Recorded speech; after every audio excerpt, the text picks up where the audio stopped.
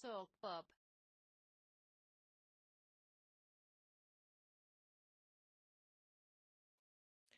Hi, it's me, Uri Nayum. Here, oh, let me fix this. You go there. You go away. All right. Drunn. I totally spelled it wrong, by the way, guys. All right, well, I'll just go back to playing. Saturday. Yes, I know. I keep going back to the same time. Joyfully.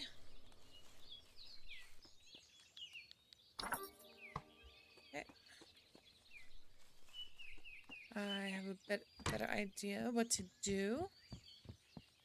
Wait, is it shift that run? Yeah, it's shift that's run. Okay. All right. Now I want to go straight over here. I'm gonna grab this. I don't think there's anything else in this room I really need. Nope. And then...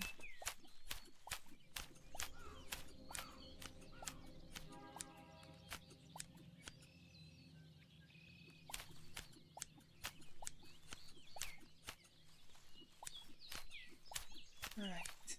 Ahead. Oh, I know what I need. Sure. It's been a little bit of time since I played this game. Run. Alright, I'll pick up and clean everything else in a bit. That's this way. Over here.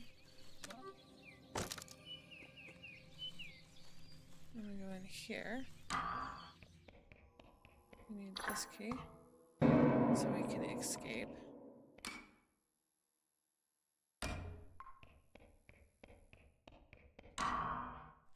And we also need this.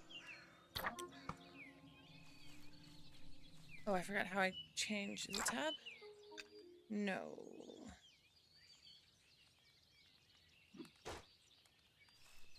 What button is it? Oh gosh. Shift? No. Spacebar? How do I go? There we go. Okay.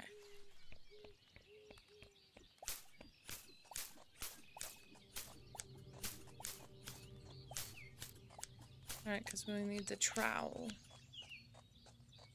Alright.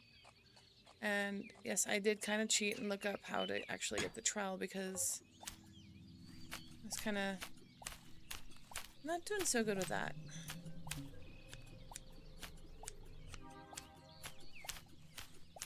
You gotta get at least 20% of grass. And then you gotta not cut the white flowers. There's a lot of extra little things that go in on this. Alright.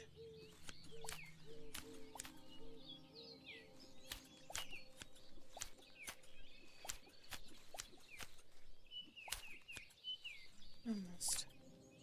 Just gotta not cut the flowers.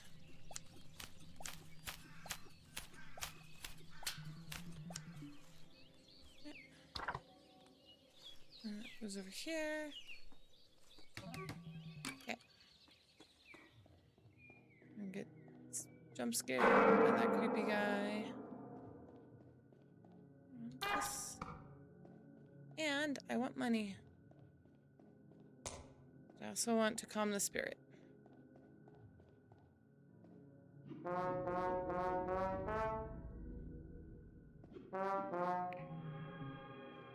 Okay, and then... No, that's the... Snail is that way. We gotta go this way. Okay.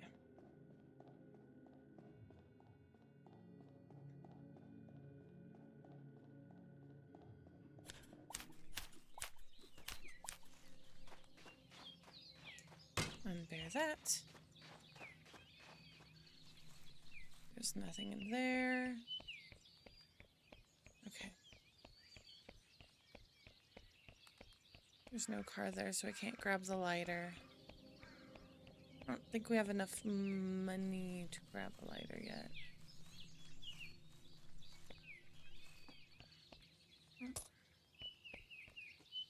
You'd have to go on the little train, I think. I need a board. Do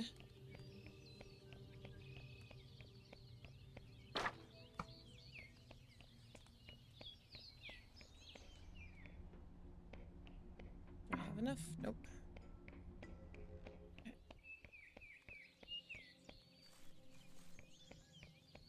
Oh, I need shift. There we go.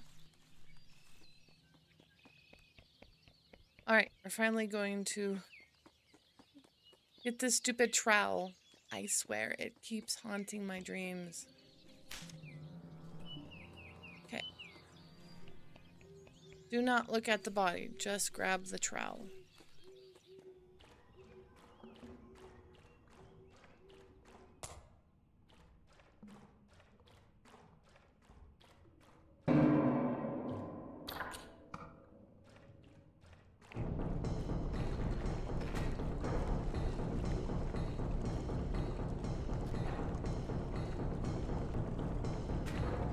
What the heck? I did it right this time. Oh.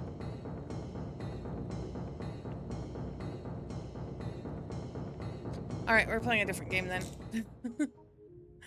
Oh my gosh. Let me edit things. Let's see, settings. Nope. Morning! This game's upsetting me, so we're gonna play a different game. I gotta change up things. Being a butt. Quit. Because I saw how to do it. I was watching somebody else do it. My fingers are dumb, I guess. And I don't like it. Are you having a good morning? You're keeping me company while I color. Yay! I get to be helpful.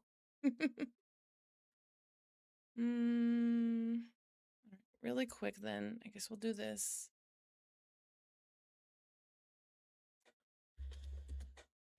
Oh my gosh. Why is that being silly? Why is it not letting me? Let's see. Edit. That way, nobody, we'll play something else.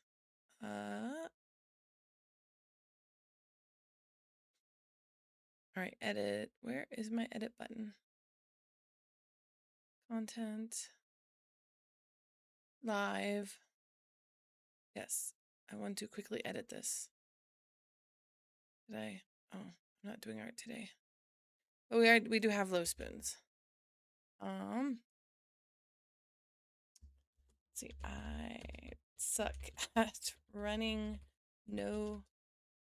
And I also spelled Drunn wrong. Oh my gosh. Let's play, and then we'll just random game. Something. There we go. Oh, I guess I gotta change my thumbnail to gosh darn it.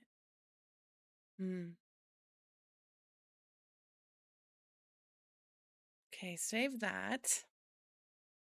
Like, this is your thumbnail. Can I do a different thumbnail, please? I messed up.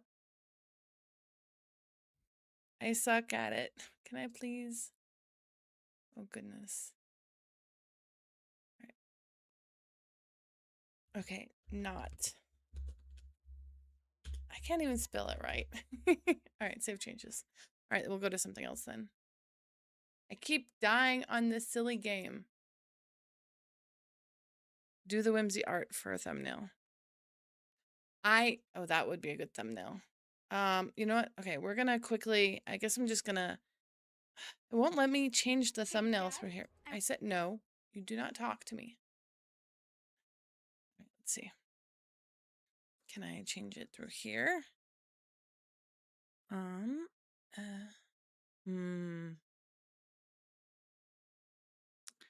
Would like to edit. Please. Give me whimsy. That's what we're gonna do today. Just give whimsy. Give me all the whimsy. Switch. Nope.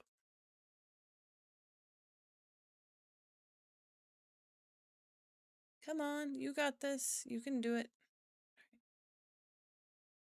In real time, people get to watch me be a dork and totally mess things up.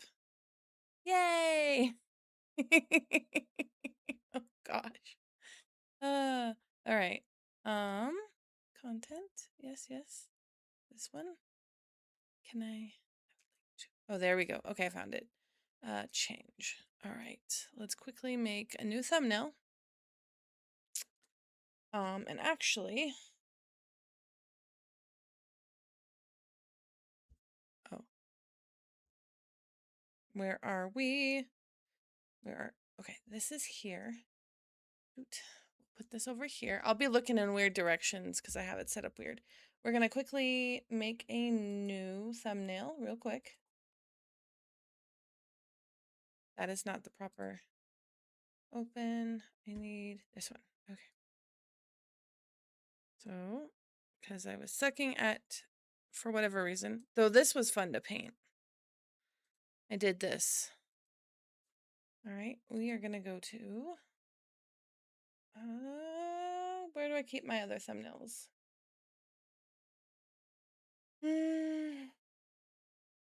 This one, and then we'll use the whimsy one.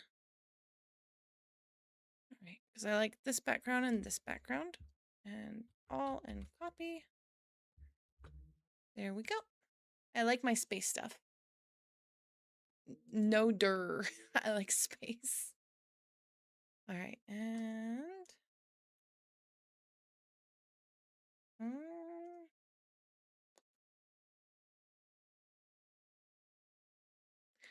and we will do,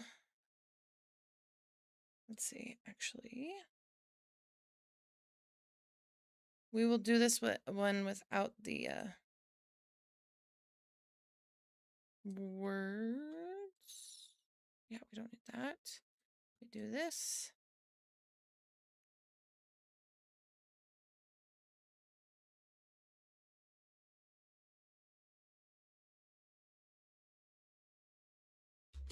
There we go.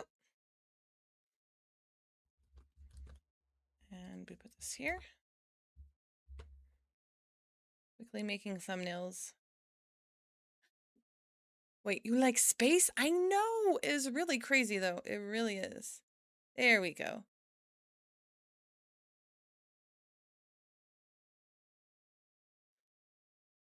Oh, look how silly this is. All right. And we will title this, and I'll change the title on the thing. We will title this,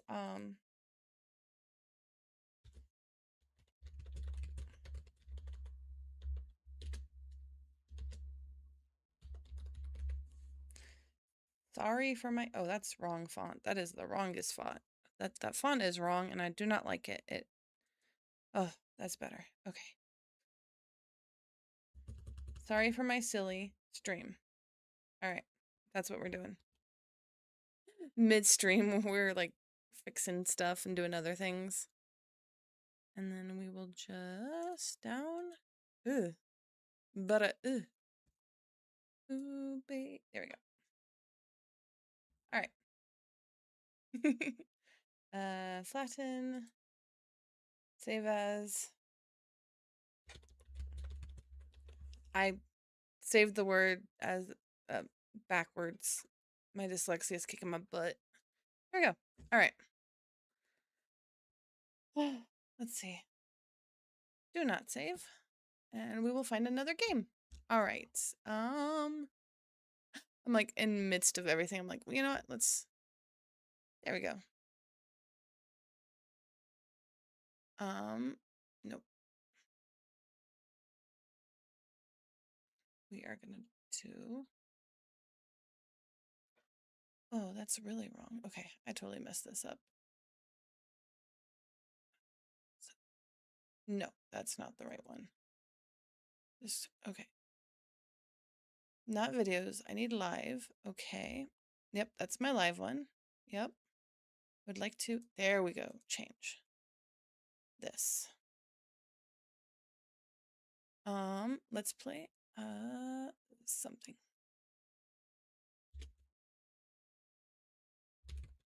Or draw. I have to figure out. I don't mind looking like an idiot because I am one, especially when it comes to certain game mechanics. But I don't want to have to waste everybody's time constantly dying over and over again. I am not interesting enough for constant death. Only on the small onset of death is I'm cool with. Do I feel like I am entertaining enough? Oh my gosh. Let's see. Low spoons. Yep, yep, yep. Save. Okay, there we go. Fixed it. I love that I can fix things midstream. That's actually kind of nice. YouTube just notified me that Uri Naum is streaming. Yay! I'm streaming. I'm trying. Gosh darn it. All right. Mm, let's see.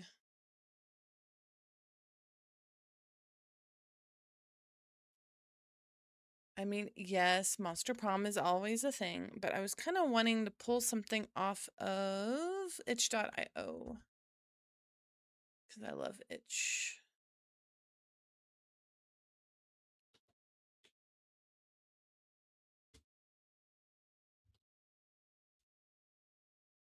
Okay, let's see.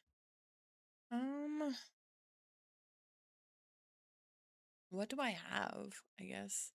What do I have that's not a journaling game? Because that's mostly what I own are journaling games. You know what? Sure, let's play this. We're gonna play Don't Eat the Cashier. Do you? No. If I already have it, I don't want to replace it. Cancel.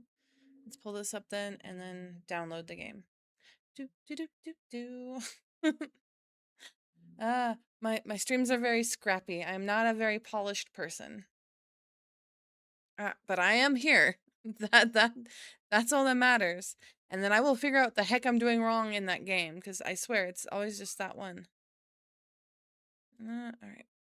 Oh, I need to unzip the program first. I don't know. My brain is like meh. You can use it straight out of a zip file. No, you cannot. Not properly. I need this button. Yay. Me and my black screen. As much as I love Monster Prom, won't complain. I think I'd get too distracted from drawing. Okay, cool. Well, we're gonna play a game where I get to be a cashier. Yay. Because I haven't been a cashier in a while. Gosh. I've had a lot of white, blue collar jobs and a lot of retail jobs. I don't know what you would call medical jobs, like vet med jobs. They're not I mean, if you're kennel, that's a blue collar job. You work your butt off. But I don't know for like vet tech assistant. All right. Are we done? Do we get to play the game? Let's move you over here. You get to go to heck. Don't eat the cashier. Ooh, they made it with Ren Pie. Yay, we love Ren Pie. All right.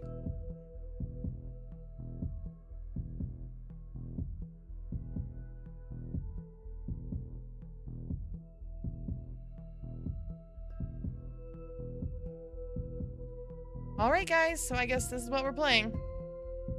Let's start. What are your pronouns? They, them. Thanks. That's actually pretty cool. Your pronouns are they, them. Yes, they are. Thank you. Body type. I am definitely a more curvy they, them. And then after a few months of me working out, I should be a muscular, curvy they, them. 2. You have body type 2. Yeah. Cool. What's your name? Uri. Uri, Uri, Uri. Your name is Uri. I'm so glad that this is... Sometimes I really wonder, how did I end up here? Not that I dreamed of a career as a neurosurgeon or an astronaut, but for crying out loud, Working at a gas station, on the other hand, money is money. So I have worked at a gas station before. And oh my gosh. All right. Quick story time, I guess. Uh it was when I was homeless, and it was when I was pregnant with the spotted lion. And so it was my first pregnancy. I had been homeless since I was 10, and at this time I was 23. Yeah, I think I was 23. I was 7 months pregnant. I was working at a 7-Eleven, and I nearly shat myself, to say the least. I had a a customer come in who jokingly was like, "I'm robbing the place." And I was like, "Holy shit. Oh, God, no. God, no." And then he looked at me. He's like, "Haha, I'm just kidding." And I'm like, it's it's 3 o'clock in the morning and I am very visibly pregnant. Why the frick would you even joke about that? I sent out resumes. Other than that, it was a good job. I sent out resumes to every conceivable and inconceivable place, applying for every position where I could somehow use my degree in art. I'm being attacked. I am being attacked. This game is attacking me. 0 responses. Yeah. I had to swallow my pride and find at least something. Human organism wanted for work at gas station. I'm human. I have organs. It's not a funny joke either. Yeah, no, it's really not. It was really terrifying. I mean, mind you, if I was a housed person at that time and had never been unhoused, never seen violence, like, firsthand, I probably would have been more flipped out. But given my childhood and my background, I was like, oh, okay. What are we gonna do? Take all the money. I ain't fighting for nothing. Organism duties include selling food for mouth, silence and obedience, household tasks, obeying those who are more ancient, friendly team offers, new and old faces of friends, long and different life, long and different things, consumption of nourishment, juicy juice. Okay, I do like juice. We're here for juice. Trips to human places. Yep. Food for mouth. Seriously, the guy's got a style of his own. I will work there. Apparently, the manager's just an eccentric dude, or it is their new marketing tactic to grab attention. Whatever, people often told me that I have quirks too, and that even if they haven't seen my fursuit. Okay, I am really being attacked. Well, whatever, as long as he's not a complete jerk who hit on me or makes me scrub the floors with a toothbrush. Oh. Okay. I didn't scream. I couldn't move. My brain feverishly tried to find a category for this in the database. Hallucination, psychosis, too many energy drinks. A typical middle manager? The monster from the nightmare stared. Its tentacles crept closer to the counter. My god. The creature made a sound, not from a mouth. XT. It had none. The sound ensnared from deep within its bulk, hollow, profound, bone-shaking. Oh, yeah. Bob, the middle manager. Cool. Greetings, organism.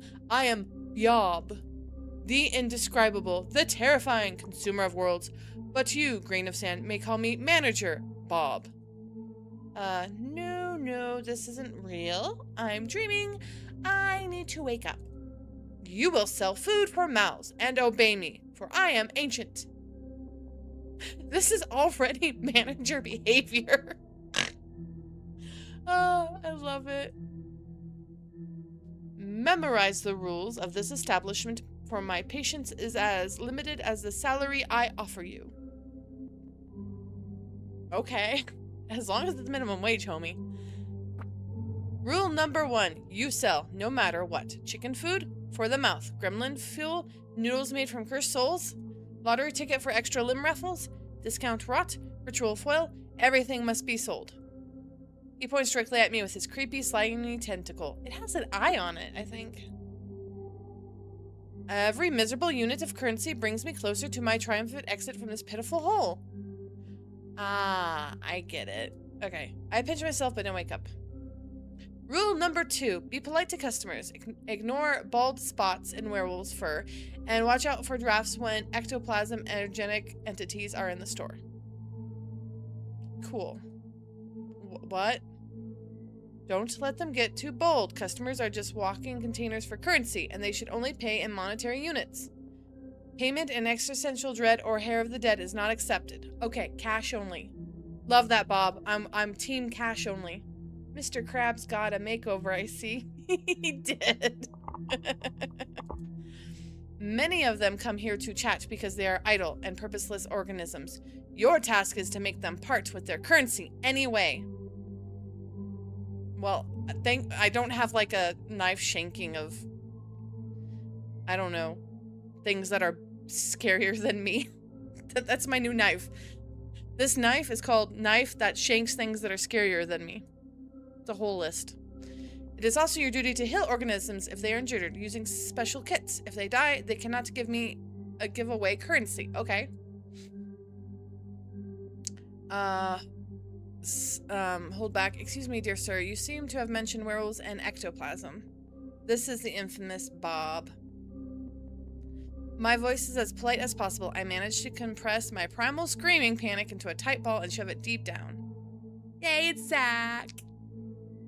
Werewolves, and that's not to mention that you yourself are a giant meat ball with tentacles, damn you. I shall answer your questions, curious, polite organism. Werewolves and ectoplasm entities are just a few examples of many insignificant life forms that frequent this establishment.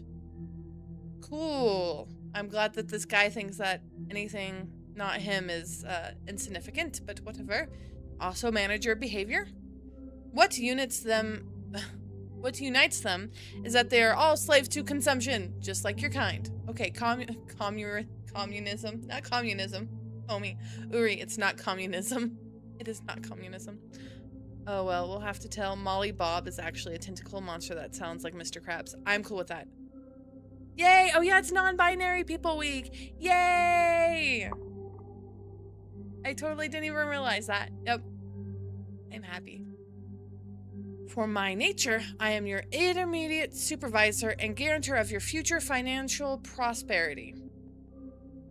I'm at a gas station for monsters. I got a job with Cthulhu for minimum wage. Can I have this job, guys? I will work here. I mean, I'm not human. I'm a space thing, but I will work here. This is all you need to know. That really is all I need to know. I fear any more knowledge will surely drive me insane. For the first time, something resembling approval flicked across Bob's many-eyed face. Rare and unexpected display of grains of wisdom that have not yet left the human species. If there is any wisdom in this little noggin, we're all doomed as a... I'm an alien, so you guys are fine. Earthlings are fine. Embrace your ignorance. Let it become your shield and direct path to the status of Human Employee of the Month. Aw, when was your birthday? Throws confetti from pocket. Aw, thank you, Zach. Yay. I hope you had a good birthday. I didn't realize it was your birthday. Now I feel bad. You're part of the crewmates, and I doodled something small for Dan's birthday. And what does the Human Employee of the Month get? Do I have to work here for a whole month? A cash bonus of 25 cents. I'll take it. Tuesday. Oh. Happy birthday for me to... okay, I suck at singing. Happy birthday. Cash bonus of 25 cents. I understand that you humans are really extremely excited about this, but that's not all. You will also access to the Elite Manager restroom for one full work cycle. During its use, there is only a 7% chance that you will be transported to a dimension of endless pain. Hi, Opsfee. I didn't say so you wouldn't know. I mean, correct. Yay, Hopsfee. Hopsy also gets confetti for non-binary week. Endless pain, suffering, and unmanageable torment. That sounds fun! Truly generous. Okay, that's... He suddenly placed a jar in front of me on the counter. And the last rule, remember, organism, this tip container must be filled with money by the end of your walk cycle. Or wake cycle. Alright. If the bottom of the jar is visible, We will clean the sanitary rooms with this object in the dimension of absolute horrors and suffering for 2,510 years. I could take my head off the fork, the potential to of my eternal servitude. At this moment, my mind fully captured. Yes, I was hired by a multi-eyed cosmic architect squid. Yes, my client will be non-human. Yes, I'm being threatened with a fork and eternal toilet cleaning. How can anyone clean anything with a fork? The same will happen if you even think of escaping before the end of your work contract. My ocular sensors perceive the subtlest of matters. It will detect you in the corner of this pitiful planetary film. Crap. I'm stuck here. I'm in a trap. Do you understand organism?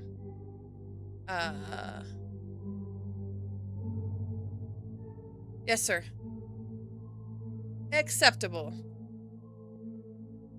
Goodbye, organism. Good luck in your currency acquisition and button pressing.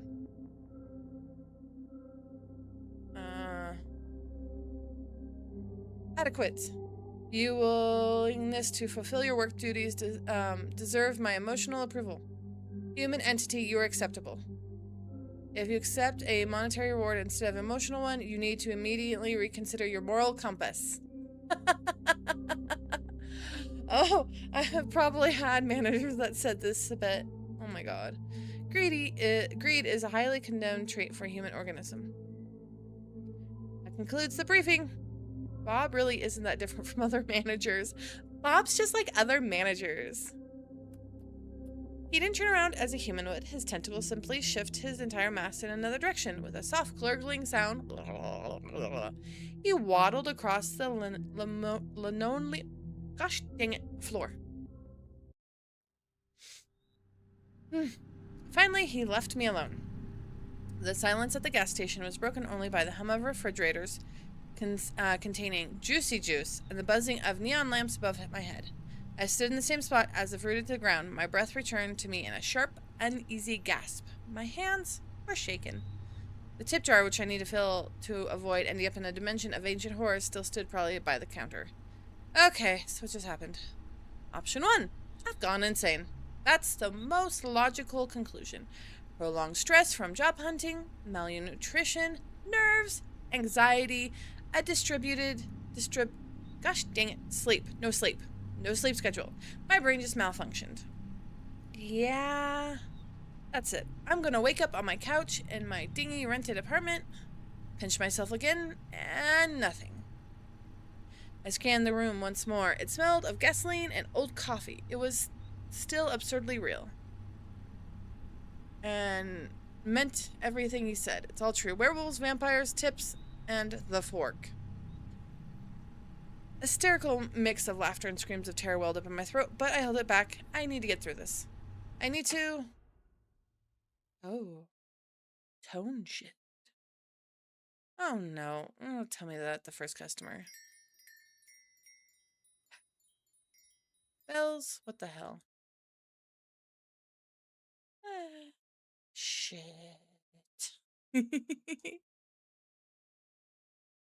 Where the hell did this clown come from? He's a jester, not a clown.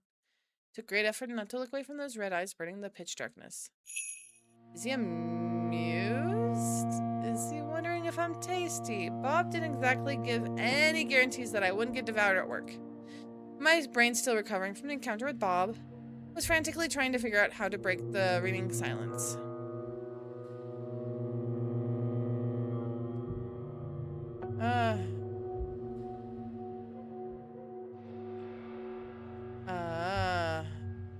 Please don't eat me. I'm just a miserable, tasteless cashier. Or, good evening, sir. What would you like to purchase? Ha! Eat you. Oh, no. My dear slice of morality, anxiety. What a dreadful suggestion. I would never be so rude. I'm merely a traveler here, not a predator. Alright. You are completely safe from the threat of being eaten, but from everything else, well, that's a whole other story. Burst into tears.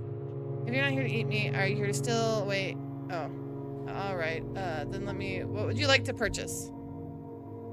Yes, that's why I'm here. Another corner of the universe. Amazing people live here too, and they trade as well.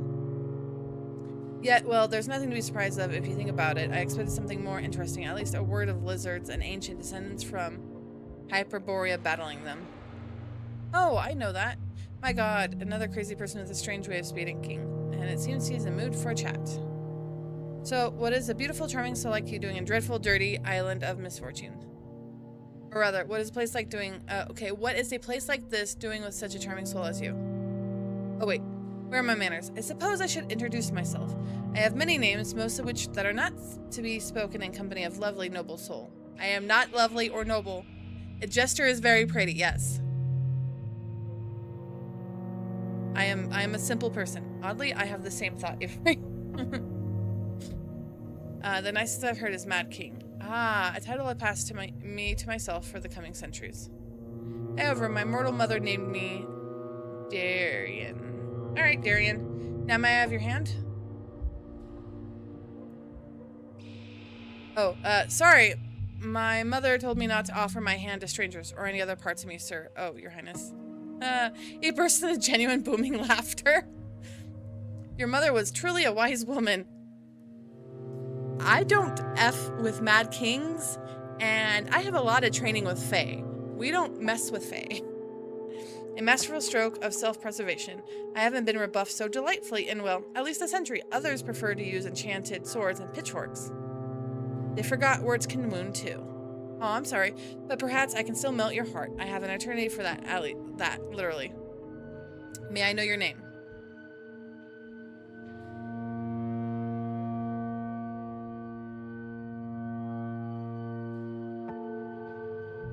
Oh.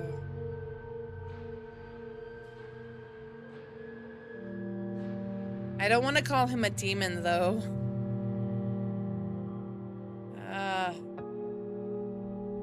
Oblivion has trained me of your kind. Yeah.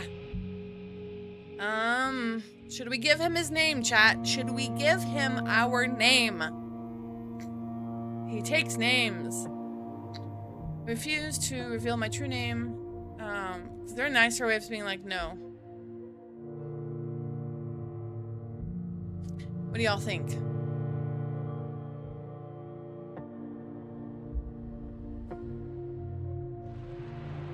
Morning, Eerie.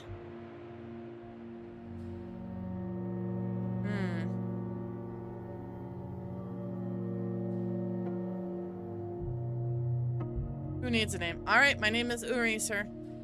Ah, you are so polite. He seems to savor my name. It sends shivers down my spine. And politeness again, as dry and bland as the rations I give my soldiers. The most creaky of all decrees I've signed. And I've signed decrees that required people to weave ropes from sand just for fun, mostly mine. Polite people never risk anything. Ah, dang it.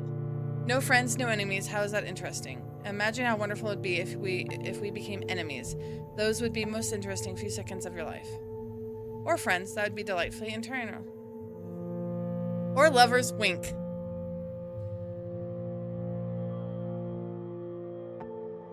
Honestly, I'm ready to become anything for tips.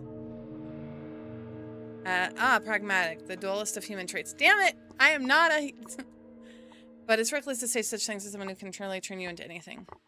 For example, a dancing sausage with 100 little eggs, or 10 leprechauns in a trench coat, bounded by terrible secrets, or the world's largest bacterium, or a kettle that can boil everything except water. I nervously spelled, trying not to show the horrors that grip me. There's probably no sales course that covers how to deal with such clans. I feel like I'm sitting on a barrel of TNT. I feel like my brain is turning to jelly. Ugh. And I don't understand when we get... actually, it's not all that bad. Maybe it's just been spoiled by all those mangas about sinister and tragic monsters. Though the only tragic thing about this clan so far is this tragic unwillingness to buy my discount rot. Lovers, you say? Wink. So let's finally get to the purpose of my visit. Finally. It's completely unknown to me. For crying out loud. There's nothing interesting in the assortment of this pathetic shack except for you, so I'm buying your time. Let's have dinner. I'm sure you must be hungry. Oh no. Allow me to create a more pleasant atmosphere for us. Oh. I'm shivering from a gust of icy wind. He just teleported half of my gas station to a radioactive dump. Or a radioactive dump to my gas station. And the jar is gone. My freaking jar.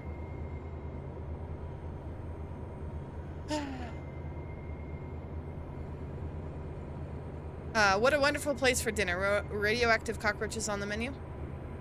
Of course, a local delicacy, pan-fried in their own radioactive juice to preserve the flavor.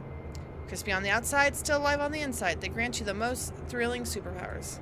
However, I can't go along with familiar landscape. Already ruined lands make me melancholic because of all the fun that have happened without me. Disgusting. Allow me. This is something less radioactive.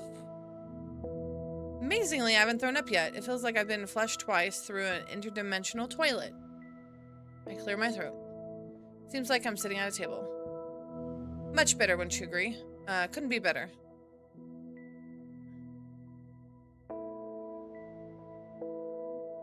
It's beautiful here and strange. Is this your home? Words of a true poet, Uri. My two favorite categories, strange and beautiful. Well, I'm neither. Okay, I'm strange. Never mind.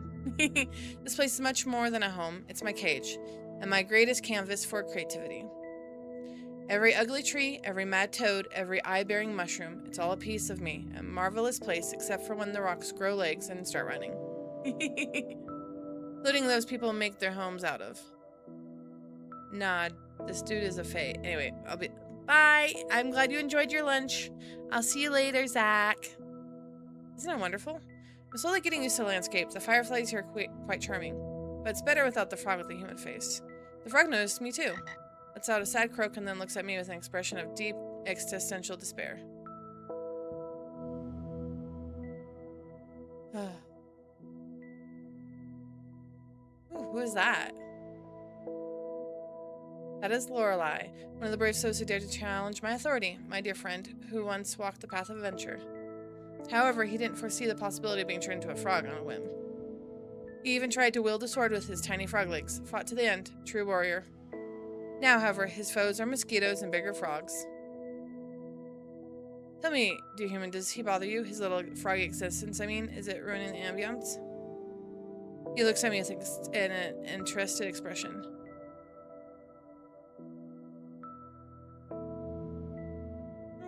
No, I want to watch him. Watch the life. See us enjoy dinner for more than mosquitoes and swamp water? My dear, you are a treasure trove of delightful, dark little surprises. Shh, don't tell anybody that either. So dinner. I'm sure you must be starving. Traveling between realities must be exhausting. I should not be eating his food, guys. This looks strange, but it smells delicious. Meat with honey. And next to the meat, a purple soup possibly made from a less fortunate cashier. Whether the food is poison or not, if I refuse, His Highness might turn me into a frog, so I pick up a fork from the table. And this is the most delicious thing I've ever tasted. It's 100 times better than the cheap instant noodles I buy in a supermarket. And the fact that I'm currently in some other universe, surprisingly, doesn't seem to harm my appetite. It seems you enjoy our cuisine. My chef have always managed to cook well on those occasions when I noticed it. I'm sure you won't regret the dinner, at least not the first half hour after the meal. Let's see.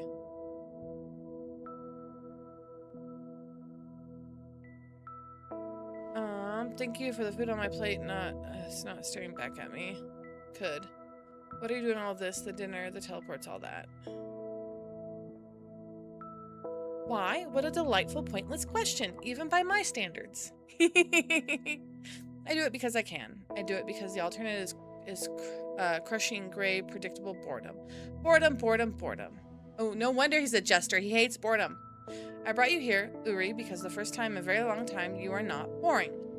Okay, because you fear me less than my subjects do, and you can hold a meaningful, albeit questionable conversation, unlike my subjects. Believe me, with your intercultural mind, it is as sturdy as wet paper. All the joy of conversation quickly evaporates.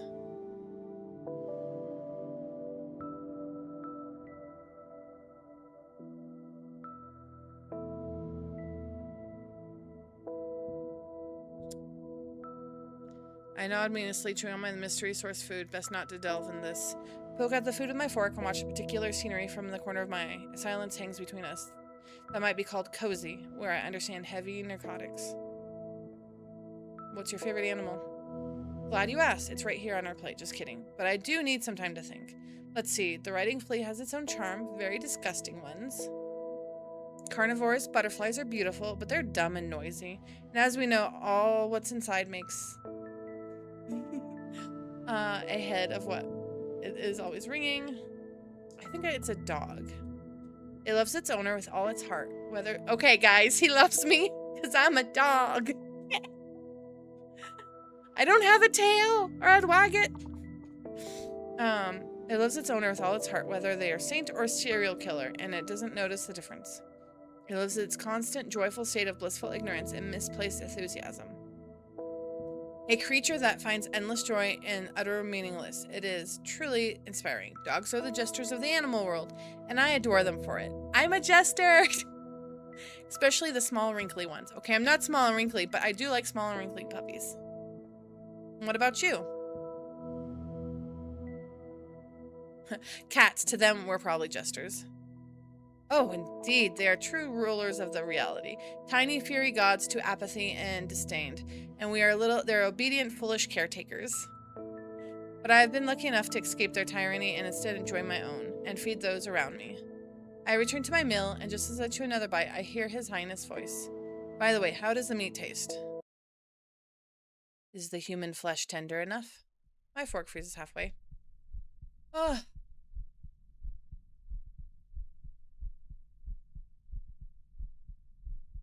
Not as tasty as the one I had the other day before yesterday, chewing while looking him in the eye. You're the law here. I can't remember seeing so much shock in my life. His mad grin vanishes, his eyes widen, his own fork freezes halfway through his mouth. For one precious, glorious, sweet moment, the Lord of Chaos is completely and utterly baffled. My dear, you are a true treasure. You want crazy? I mean, I can't be too crazy on stream, but... You didn't just call my bluff. You raised the stakes to the sky. No, it's certainly not human. It's just venison. Okay, guys. Okay, we are playing, Don't Eat the Cashier. It is a visual novel, and, my persona is a deer, so I am being a little bit cannibalistic right now. It's just venison. As far as I can tell by taste, not very intelligent. It's definitely not Timmy, our carpenter, who unexpectedly disappeared near the large kitchen cauldron, perfectly sized to fit in it. Definitely not. I love the writing in this game. I've personally issued several decrees related to cannibalism, perhaps even concerning its prohibition, but that's beside the point. I rarely have visitors, and I'd like to tell you about other interesting guests. After all, it is the most fascinating thing I can share with you. For a place where mushrooms with eyes grow, it can be incredibly dull here. Oh, that kind of sucks. Shadows in the clearing thicken and stir. They detach from the gnarled trees, rising up from the ground like black ink and spread across the wall. Dancing and intertwining, they prepare to form at their master's whim. Behold, this incredible crooked castle, my dear, crooked to the point of absurdity, sadly. In reality, its curvedness looks more aesthetic, but given the creator some leeway for expressionism. Many brave and not so bright. Sorry, I'm about to sneeze. Let's muffin. Oh. Okay. This terrifying, dark, and eerie crooked castle. So many things that becomes more crooked. You see, the dreadful monster living there never liked being distracted from its important duties. Terribly important duties, like having long, deep conversations with its own reflection, or concepting recipes with raisins.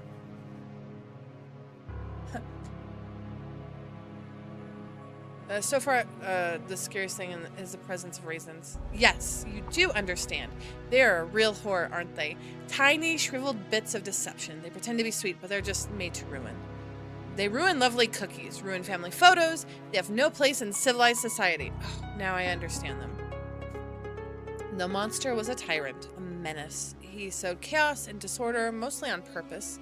He had countless opportunities for creativity and wasn't afraid to use them. He made some people believe they were pigeons, and others that they were grains. He wouldn't allow his best servants to have windows, fearing that the moon and both suns would get envious and want to take them away, and he demanded they seal the gaps in the doors well. He locked wizards who came in for magical gifts in a giant laboratory, and promised them power if they invented a kettle that could boil everything except water. He's really obsessed with this.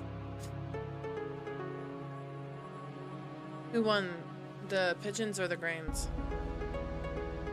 My lovely liege, it wasn't a war, but rather a true paranoid masterpiece, a battle of survival for a glorious week. My ballroom was staged for a feathered, cooing apocalypse. Pigeons flocked into huge crowd groups, occupying high places on chandeliers and bookshelves. Grains learned to hide under rugs, pretend to be lifeless, and attack only when the pigeons turned away. They were alliance betrayed, a seed that fell in love with a pigeon. Nothing topped the story this year. Nor was anything worse. But I digress. But behold, a ray of light in the Dark Kingdom. The first hero, Sir Lorelei, and the righteous in all his changing self-important glory. He took a knee, rest beneath, because the weight of the righteousness was bad for the health of his poor back. Following rumors spread by the same monster, he fought his way through the monster's loyal subjects too. By the way, where did he even find them? Most of the subjects are too busy contemplating the color of suspenders for their suspenders or lamenting their fate. I cherish them in their imperfectionism. The writing in this is so fluid. It is a very fluid and well-prosed writing. And I'm enjoying the frack out of it.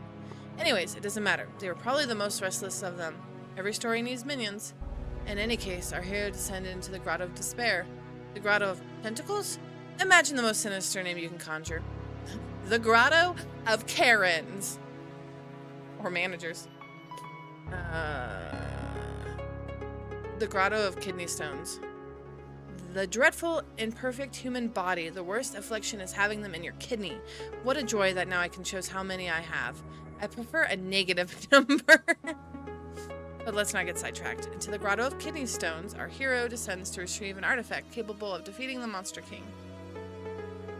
The Ring of Incredible Power. A bit shoddy crafted, but I assure you, it looks more aesthetic in real life. However, the brave knight didn't know that the incredible power of the ring lay in its 440-pound weight. That was its only magical property. The only incredible thing about the ring was its incredible stupidity and uselessness. The realization that he had spent all his life on a divine heavenly paperweight, and the sudden crushing thought that he should have become a baker instead of a hero, just to get some sleep. Well, it broke his poor, noble mind. Not that his mind was ever intended for serious burdens. Yes, to hell with you, knight. As a bit of gloating, a touch of delightful, deserved cynicism. Oh, splendid! I really like Darian. Or, yeah, Darian? No, I'm saying it so wrong. Darren? Darren. How wonderful that we shared this dish together. So the knight perished. But along came Elmer Eagle Eye. They say he earned his nickname by escaping from an enemy fortress. On the third day of captivity, he noticed that his prison cell was lacking the fourth wall.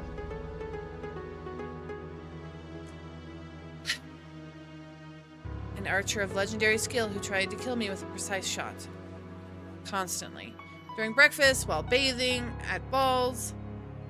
I really like them too. So imagine him. Darian is just like trying to go poop. And this guy keeps shooting arrows at him. And even while I was devising a plan to get rid of him, the audacity. I just hate just killing them. Turning them into madmen is such much more fun. And I bestowed a little curse upon the elf as well. I made it so that every time he drew his bowstring, he'd hear the most annoying melody to his ears. Elmer was a terrible racist. He hated dwarves, so naturally the melody became the national anthem of the dwarves. Played in a loop by bagpipes orchestra. The pure rage is provoked derailed his aim every time. Eventually, he stormed the castle, dropped his bow, and begged for a job at my court in exchange for changing the song to anything else. He was desperate, and I was a villain. Everything aligned incredibly well. Now, he's my royal huntsman.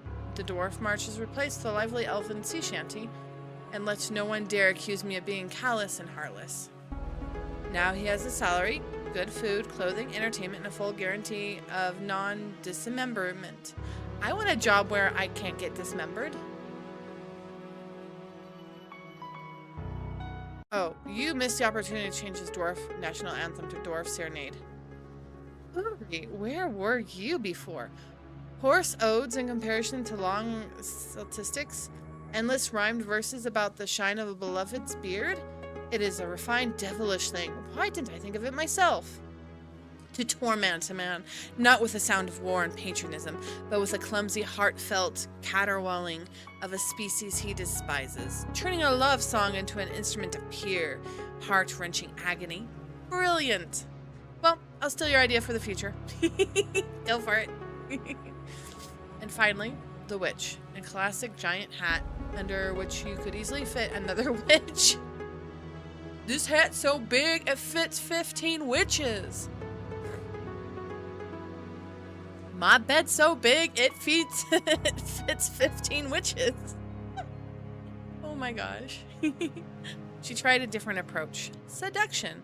She attempted to charm me, to gain my trust, to become my spouse. A fatal miscalculation. She didn't consider the fact that I never trusted big hats or people, especially when both come in hand, and those who wear suspenders and belts at the same time. A person who doesn't even trust their own pants certainly doesn't even earn the trust of His Highness. Then again, I don't trust His Highness either. I don't trust myself, especially the left side of my brain, especially on Thursday. But back to hats.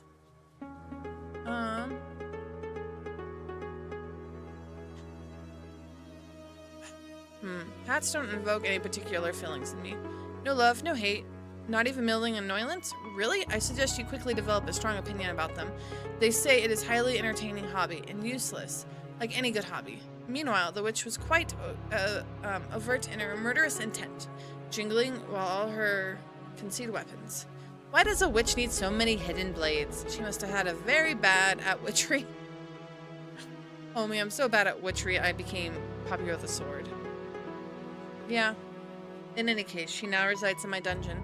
And you see, I haven't decided to do with her yet. Her fate is a blank slate, a story yet to be written, so I offer you the pen. I simply adore random choices. Give me yours, Uri. What punishment befits her? What does he really want me to decide? What to do with a real person? Can I even save her? It doesn't matter what I choose. Everything here follows his whims anyways, but as long as I play the circus monkey, I have a chance to get out of here alive.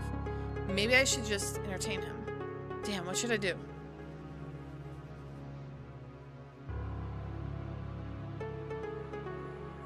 That's the only thing I think of. Turn her hat into a small one. The one who lived by a big hat shall become a small hat. The irony is so absurd, it's beautiful. So be it. Let her be a small cap of eternal regret. She tried to get into my head, and now she can barely cover it. A brilliant sentence.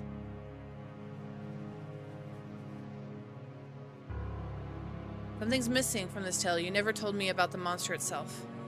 Dear, who cares about these monsters anyways? I do. If monsters are muck, then I am a pig, you see. How eloquent. All right, I must admit, this will be my first performance like this. Darian sounded a bit bewildered, it seemed. Allow me to just toss my mind up and see how it lands. You see, the monster was originally much more modest and less majestic. But we'll have to start somewhere, right? Then my head suddenly became a bit crowded. First whispers, then arguments, then full-fledged discussions that had to be participated in and involved inanimate objects. You guys complain about that, so we'll still put it down. Then my mind suddenly became crowded. Oh no, I did that. Guests in a jar, guests in a jar, doors, closets, even in a cookie jar. Every container a potential foe, and I was surrounded by containers. To be fair, sometimes they told funny stories. Ah, but was I afflicted with this curse? Pondering it drives me mad, even more so. It seems the question is meant for me.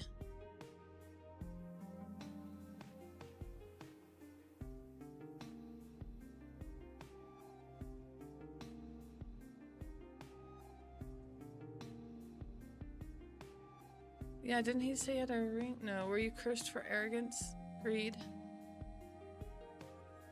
Such a harsh punishment for such essential character flaw like arrogance? If that were the case, all kings and nobles and okay. It's much more mundane and far less. It is about rotten blood. Too pure, I beg your pardon. My great-grandfather issued a decree forbidding death from old age. In a distant and believed a colony of sentient mold was living in her walls, claiming her inheritance. But I always thought that I would be spared from this fate. I, too, be temporarily isolated to avoid embarrassment guests at royal balls, with a young prince pointing at the noble lords and saying, "Ha, the gnomes finally got out there from their bed. What misfortunes for the entire family, except for those in the line for the throne before me. My death would have solved many problems for my family, and indeed many of my own problems too. I made a decision. We made it, to be precise. There was already a whole council and of us, of course. However, Chaos had other plans. A god, a goddess, a cosmic cleric error. I don't know.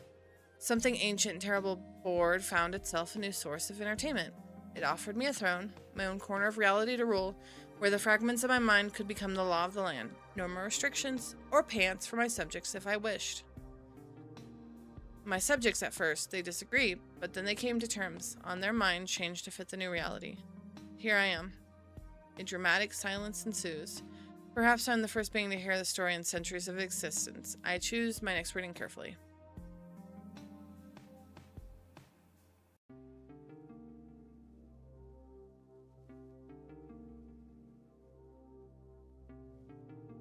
Oh, God.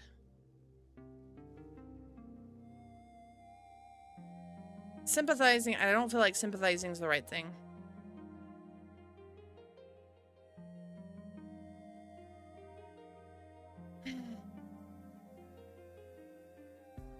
This one or this one?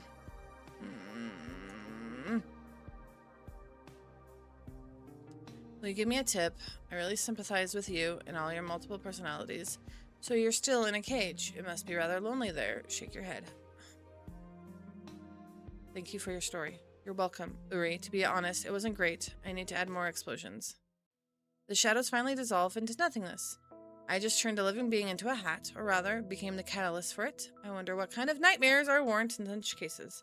I am afraid royal duties await me. Our time is up. I shall send you back, Uri. I rise from the chair. I squeeze my eyes shut. The light blinding, even with my eyes closed, so unusual after all this darkness. The jar is full of money. It was all worth it. Greetings, organism. How is your work progressing? I should be saving, guys. Let's save. I see the first transaction was successful, acceptable. This still doesn't save you from the threat of cleaning sanitary facilities, but it is wonderful starting from point for your eternity tiny life. Work is going well, sir. Excellent. Maintain that level of productivity. He's like, I don't care how you get the job done. Just get the job done. You may be rewarded with an additional 5-minute feeding break for you if you can find food. Rejoice in my generosity. Continue working. I am experiencing a positive emotion reaction. I am proud of you, and I will even prouder if you acquire even more currency. Your comment regarding the shine of my appendages is noticed, organism. The secret is a meticulous regime of polishing them to avoid bib. Okay, slime. Okay, good to know. Goodbye. He slaps across the floor to his office. As soon as Bob rhythmically wet slaps fades away, a deep silence descends on the station. One moment I'm in a surreal forest dining on purple goo with a mad god. The next moment I'm being praised by a multi-eyed tentacle monster. Maybe these are all just my deathbed hallucinations.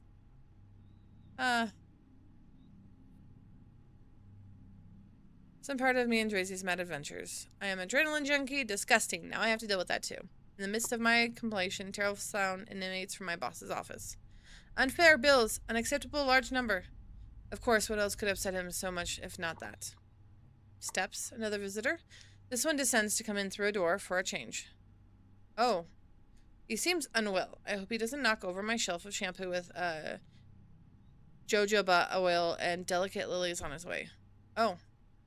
He's not just unwell. He looks like hell. Literally. All the skin on his left side is torn off from his jaw to his temple. I swallow nervously. What kind of meat grinder has this guy been through? He looks like someone who could rip me apart if he doesn't like what he hears. I need to be careful if I don't want to become his next victim.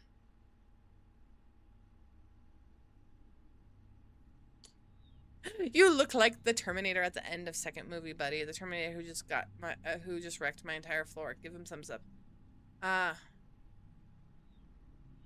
How's life, sir? Well, it's hard to imagine how the other fighter looks. When will the Lord take my sinful soul, break down in tears? You don't want to work here anymore. He's still hot, though. Yes! I know, when I initially saw all the characters for this game, I was like, oh, I have too many types. They're all monsters. Well, it's hard to imagine how the other fighter looked. He lets out a gurgling, gaspy rasp. You don't want to know what the other fighter looks like. Honestly, I really don't want to know. My inner archive label is, I don't want to know this. Is that risk of bursting from overflowing tonight? Been there, done that. This guy? You've done this guy? Wow. Avery, good for you. No, I'm kidding. Words clearly come to him with great difficulty, which is probably not surprising for a man without half a face. He clears his throat, but that doesn't help much. I need blood. Okay. He tried to smile. It'd be charming if he still had the necessary muscles for that. Now it will haunt me in my nightmares, among other things. The client pauses again, clearly to his throat. Let me see what we have. Yeah, good choice, Sunshine. Step to the storage, just in case. He suddenly leans forward, boring to me with his tormenting eye. Go and find me some goddamn blood. I'm trying to. Go find the goddamn blood. Okay, yep, we're gonna go do that. I don't know why, but I feel incredible strong urge to find blood right now. Alright, my client is covered in blood, still hungry. Maybe he fought with something incredible on his own. Find myself in a storeroom, a tangled labyrinth of shelves reaching out to the ceiling, stuffed with boxes, crepes, and mysterious cans. In the corner, something rustling, snored suspiciously. So where could the blood be? I need to think fast. He's not going to wait forever. Right now, I'm at the very beginning of this place going crazy. I'm going to save, because I would like to find blood.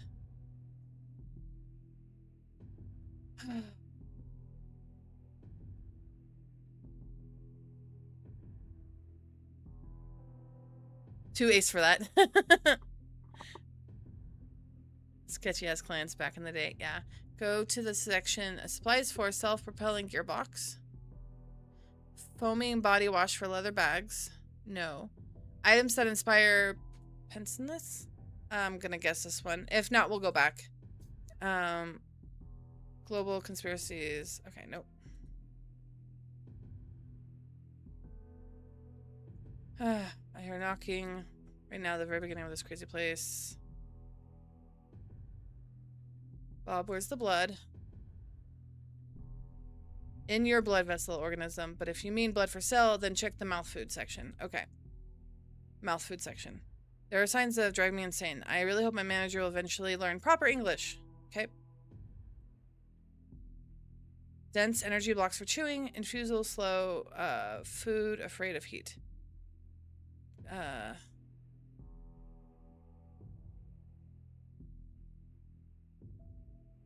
Alright, liquid regrets. Person giving up these names. Alright. Vials of crammed chips. Okay. Okay. The coldest corner of the store. Okay.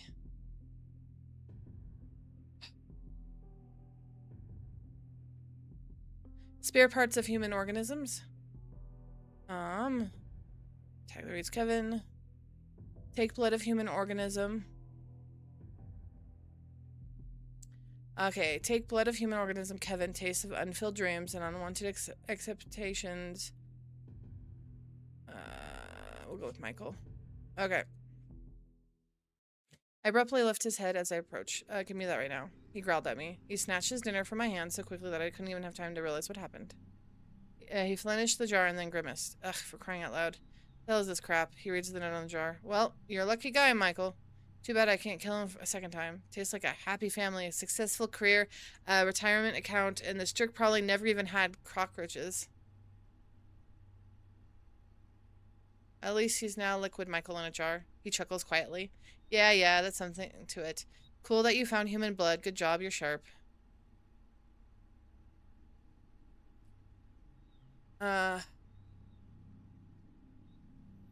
Glad to please you, sir. I'm glad you no longer want to eat me. He never said he doesn't want to eat me. Games like this remind me how pan I am. Romantic attraction. Yeah. That's understandable. Feel free to ask, Really, you're wrong there, Sunshine. The closest you're a carcass, you can think Lucky Stars that you're still alive. You're clearly tastier than a rat. In a way, that's a compliment. I'm going to wash away dirty face. Don't get bored. While he's not here, I have a perfect opportunity to wipe away the blood stains. Okay? It's just a scrub of pool blood on my first day of work. I'm interesting story for Reddit. A wonderful tale. Do not tell Reddit about this. They will fight you. The monsters on Reddit. Look at you wooing all the cryptids. Yes, it's because I am a space alien. And I wish to find human Earth monsters. Okay, he's really cute, guys. He looks so much fresher than the second half of his face, although his expression still resembles that of a constipated owl. I'm just standing here for a while, okay? Take a break. Besides, there's nobody here with you right now. And just so you know, if you try to contact the werewolves, I'll take your head and crush it like a walnut. Why are you the a-hole? I don't think you're the a-hole. I'm David, by the way, a vampire, as you may have already guessed. What an incredible, interesting way to start an acquaintance, especially that part about the walnut. Nice to meet you, Uri. Okay, Uri. Everybody's saying yes. Oh, you mean like, you're like, oh, so guys, I'm working at a convenience store and a guy came in covered in blood and his eyeball was kind of missing and his jaw was hanging down. I was like, he's kind of attractive. Am I the a-hole? Yeah, I know what you mean now, Hopsy. I knew a Uri once. They used to trade kidneys in Venice Beach. They were a good one until they got packed up. He's trying to provoke me, deliberately sharing the dirty details of his life to see how uncomfortable I can get. I suppose I'm also selling kidneys now. Checks catalog. Yep, exactly 10 categories. Catalog. Do you seriously have a catalog? He leans forward, genuinely intrigued, peering into the catalog. Gremlin kidneys. Is that a delicacy? Why does it say both delicacy and fuel? And animal venom? Because it's universal product. Want some? I do. Looks like I found my best customer for today. Now I have a vampire here, and he's regenerating. Wonderful. Yes, yes. The main thing is not accidentally blurt out something wrong. I need to be friendly. Are you sure you're a vampire? Not a chupacabra. They drink blood too. Let's not say that. Since when do vampires wear... okay. David lets out a quick chuckle. The guy clearly expects people to be afraid of him. He might have looked lost when he first arrived here, but now, seeing my fear, he obviously feels right at home. It's not over yet. Okay, although, you're too bony. And I'm sure you'd love to eat all that cheap crap like instant noodles. People like that, their blood's just not tasty. Only if there's nothing more interesting than that blood. Let's see, they better not be selling gremlin gum. They are. They are. So you don't like glutamate and cholesterol. Does this thing in the world? No, so let's get one thing straight. I am not food. I am not for sale. So does alcohol affect vampires too and other things? Wait. What? Got any suggestions? Crap.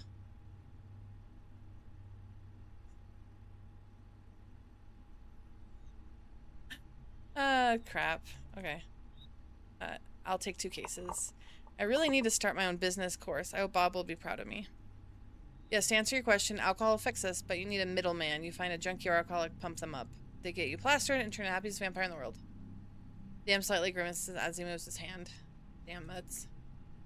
Probably not all the wounds have healed completely, and all he's doing a vampire doctor falls under my duties. I think Bob said it was mandatory. Okay, let me help. He looks skeptical. The offer to help is probably so foreign and unexpected to him that it leaves Monitory dumbfounded. You what? You want to play nurse?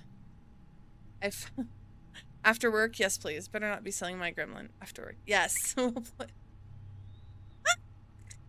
A flicker of... Gosh, dang it. Words. Okay. A flicker of confusion is replaced by something more intense. It's just a couple of scratches and a little piece of ass will grow back on its own. I'm fine. He got his ass bit, guys.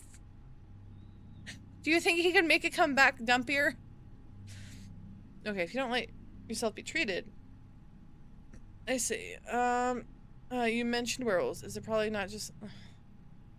I see you're afraid of doctors, huh? Such a tough guy, yet scared of getting treated. No. Say, you mentioned werewolves. Is it probably not just a scratch? Let me help, though. Help, okay? I give him a chance to save face. Now we're treating him not because he's a wimp, but because he survived an epic battle. The guy immediately starts puffing up his pride. His eyes light up. Ah, I hope I didn't catch rabies. Look at his smile. Okay, screenshot. Okay, guys, I usually don't like vampires that are not Nosferatu-y in nature, because give me a gremlin of a vampire and I am happy. But he's giving me, oh gosh, what is it? Dark. Oh gosh. Okay, I gotta look this up now.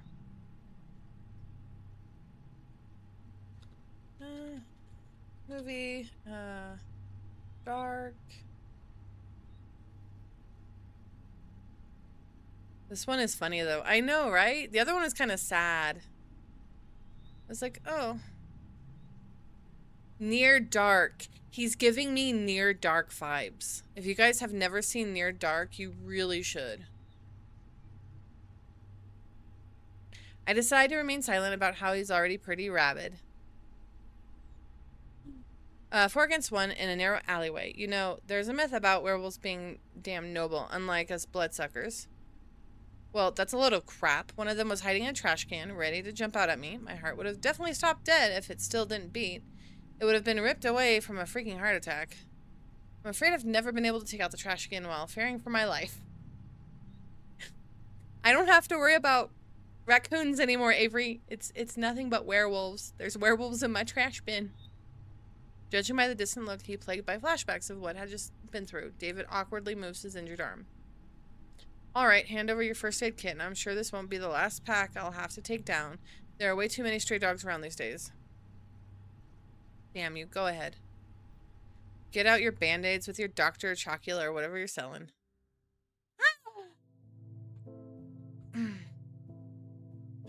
David shreds his jacket, shirt, and t-shirt and settles onto a squeaky stool next to the counter. Okay, David, I am a space puppy. I can also shapeshift into a space bat. So I am not a werewolf. Don't hate me. About to face a serious trial. Staying in a vulnerable position for a few minutes. For some reason, cruel fate has made him claw-proof. Yeah, there's a lot of bears recently. He's certainly around. I think Hopsfee had a bear issue in their backyard too. He certainly looks like he was just thrown into a blender.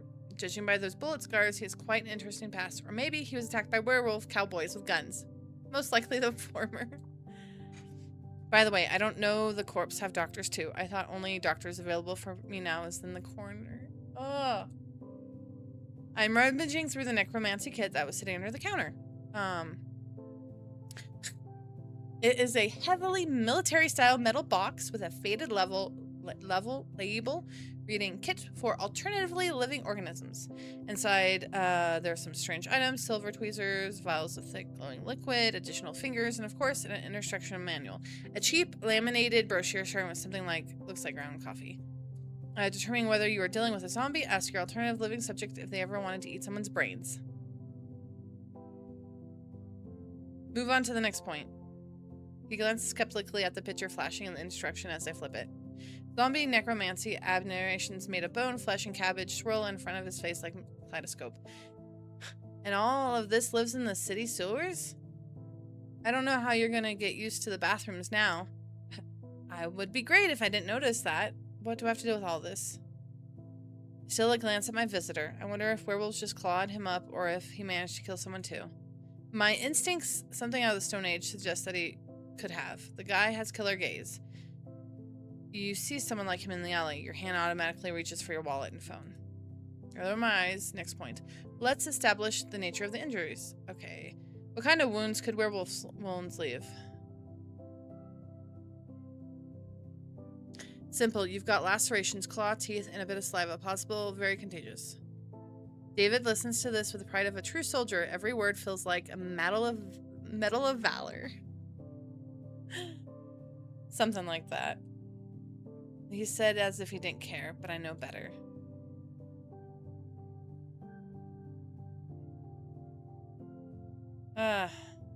Wounds from a real rabid beast, buddy. I'm dying of laughter. Oh my gosh. It's been a while since I have felt much for a male character. He chuckles happily, trying to hide a glimmer of pride behind humor, but I won't be fooled. David is no longer just a wounded sucker. He's a true gladiator, having survived a battle with a rabid beast. Absolutely epic. I read through what medications I need to grab from the registering. No, I like him. I know, right? And all that is left to apply the stuff. I dip my fingers to the jar and suddenly he grabs my hand. Do something wrong and I'll rip your tonsils out through your ass.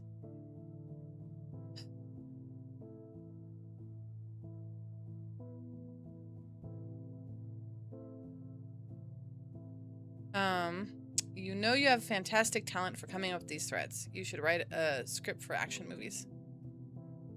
Well, I suppose it's just a matter of experience, probably. And you will. Watch what you're doing, or there will be consequences. It seems he just heard the best compliment of his life. I apply the black glue to the wounds. A puff of steam rises from the wound, and the air starts to smell like something is frying. Probably very painful, but David reminds Clown, not a single complaint, which is surprising. I hope it's not from your squid manager. Well, we all hope for that, buddy.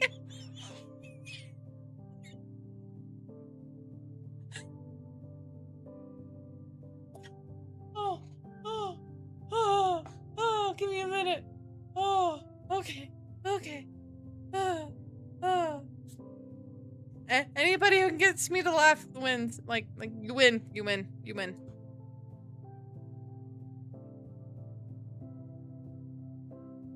Be more careful. My movements become slow and deliberate. I do everything cautiously, barely touching the skin around the wound, allowing him to get used to the sting. I can see the tense muscles in his back and shoulders relax slightly. He's still wounded up, but relief is starting to wash over him. Naturally, no thanks yous or please. Thank yous. Okay, naturally, no thank yous or please from him. But at least he's no longer threatening to do something to my ass every 5 seconds. You know, David, every noble knight needs someone to tend their wounds after great battles. What are you talking about? What knight? What battles? I fought in an alley stinking of urine against a bunch of dirty werewolves for territory on the outskirts of this godforsaken city. They tore my pants, and I had to take a new pair off a junkie who was lying in a puddle nearby. What am I, a knight of what? The knight of torn pants? Huh. As long as they're not stained. Well, you get it. Say with a pump of medieval wizard, you are Wolfhound Knight. Go to hell. Oh, my beating heart. Also, tsundere characters. He's making me laugh, and he's very tsundere. Oh my god. Go to hell. David says the most affectionately. Oh, go to hell. Oh my god. It seems we're making progress in our relationship. I finish up. Surprisingly, the wounds really are healing. The scars won't beautify this man. Why are you doing all this? The question's asked is an astonishingly serious tone. He's driving me crazy, even more than the clown from earlier, it seems. I just want to help. Truth, you're an angel of mercy from the dirty gas station. Why? David is confused, and his system of belief action always equal benefit. I'm throwing a wrench into his flawless, long-running mechanicism.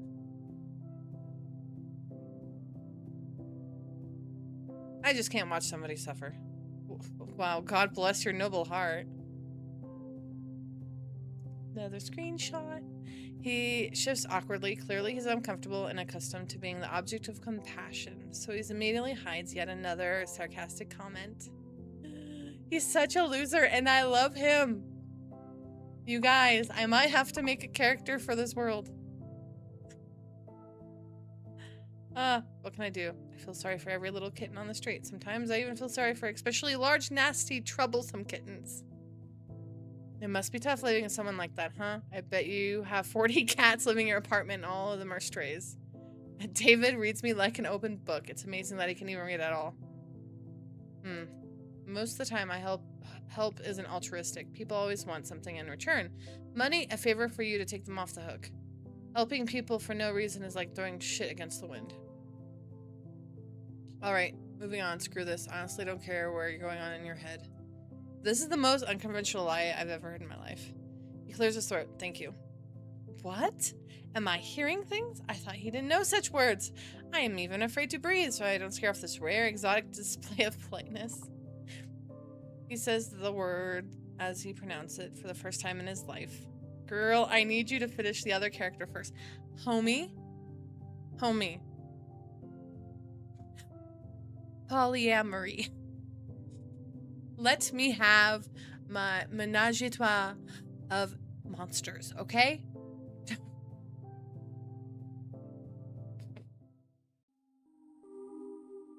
Just a couple more seconds and he's back in the front of the counter. So the client is fed, clean, and healed, and yet he's still here, not putting any money on the counter, and the tip jar is lacking. I look at him. He's supposed to be full of energy, but instead he looks lost. David is deep in thought, in that dark, gloomy little place that occupies his mind.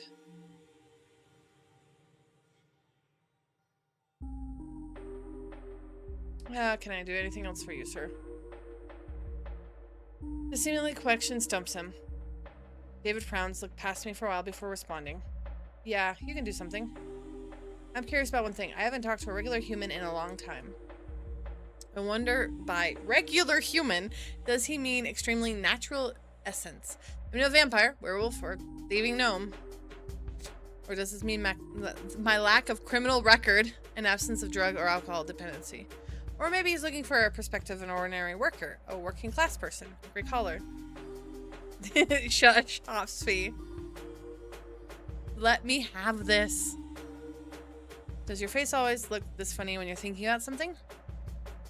I can't even get a chance to respond to his jab before he follows up. Let's conduct an experiment. Suppose you're now a free vampire, able to go wherever you want, do wherever you want. Where would you go? David looks at me expectantly.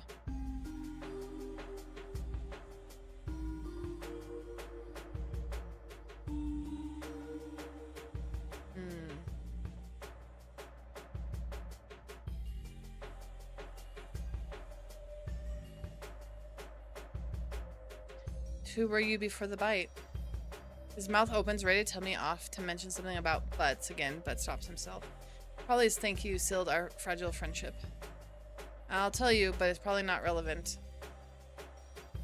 The fan art. Oh god, now I'm gonna have to go look. Well, it's nothing. I was nobody. I was just surviving as everything went to hell, unlike all those bastards born with a silver spoon up their ass. You see, those happy American families in the TV commercials? They sit at the table with a bowl of salad, smiling like idiots, and they always have a dog. Well, that wasn't my case. My stepdad was a crazy guy who thought the best birthday gift was a smack on the head. He did teach me how to shoot properly, though. I left my family dump early. It's really dumb, but I thought I'd start a band and become a rock star. But as they say, wish in one hand, shit in the other. See which one fills up faster. At first, I worked wherever I could, and I found some guy to do some shady stuff with. There aren't many ways to make a living in Los Angeles area. Can't exactly work the cash register, right? I meant you're doing OCs for games because of characters. Yes. Yeah, that. Yeah. I'm gonna have to do fan art, guys. David jabs again, but without malice. The antisocial environment made him resentful of the middle and upper class. But it hasn't affected me yet. I wonder why.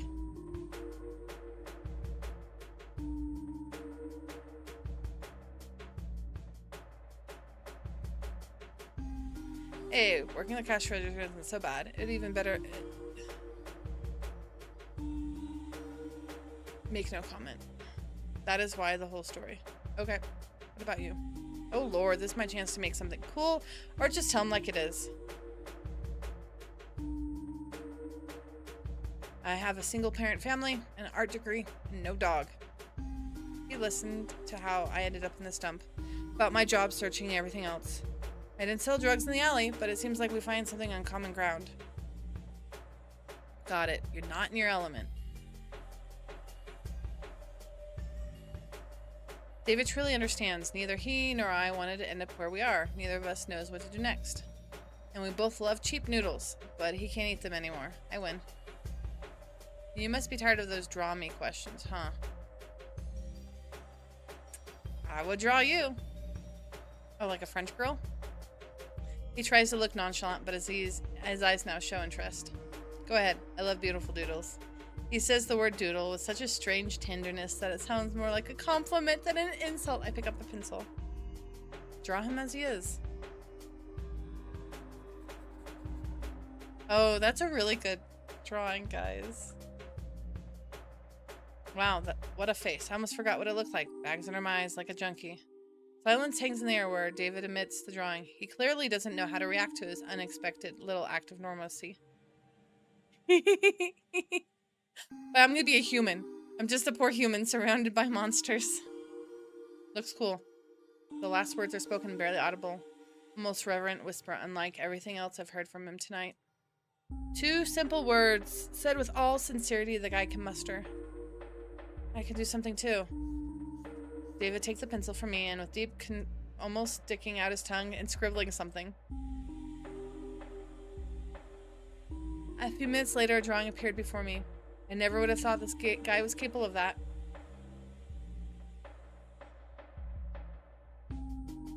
You draw better than me and I have education. Oh, come on. It's nothing this much of an artist. I was been to a bit when I was a kid. Comics, all the stuff. Nothing serious. I take the drawing of myself. Alright, where were we? David looks at me unexpectedly. Stop. No. I know, right? What kind of superpowers do vampires have? I'm in love. A whole lot. We're practically superhero league. I know, right? You guys. I'm sure it's never crossed your mind that in reality, bloodsuckers can be way scarier than in sappy movies for girls. Guys, I just said Near Dark. That is my version of a sappy vampire movie. Looks like you watched Twilight. Interesting. Some of us only drink human blood, but also capture people to experiment on them. They turn human bodies into real nightmares of flesh and bone. Dr. Morio can't even imagine. Oh, so like, the Tzimisce. The Tzimisce. I always call them Tzimisce. I don't think that's their name. From Vampire the Masquerade. That makes sense. And there are vampire sorcerers that can rip your souls out of your body and make you work for them eternally. Literally. Tremere. Seems like I already have one of those sorcerers. His name is Bob, and he's checking his bills. There he is. I wonder what inner strength it took David not to flinch. And there are those who can make your head explode, literally, with just a glance. Malkavian? But not all of us are just wicked bastards. We don't even have to kill a person to eat. Just drink a little, instead of gorging yourselves like pigs at the trough. I like him, guys. I like him a lot. Some don't care. They just drain all the blood and splash it everywhere. The forensic team is baffled when the person turned into a sprinkler before dying. Oh my god, that upsets me about vampire movies so much. Why are you wasting so much? I need him biblically. He seems to enjoy talking about how cool vampires are.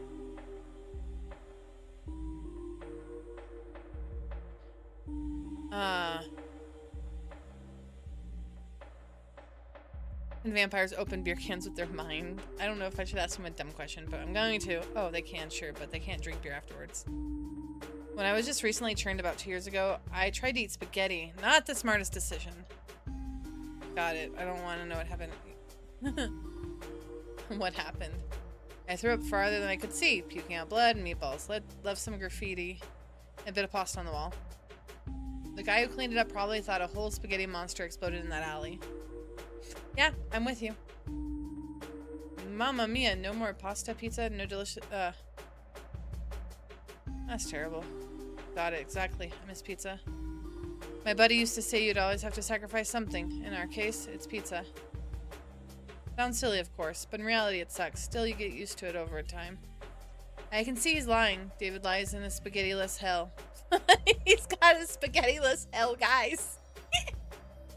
What kind of monster would do something to that? You can still order food delivery, by the way. Just this time meet the delivery guy. He seems to enjoy talking about how cool vampires are. Okay. And which one of these do you have? I got a decent list of what I can do. I'm not complaining. Imagine it.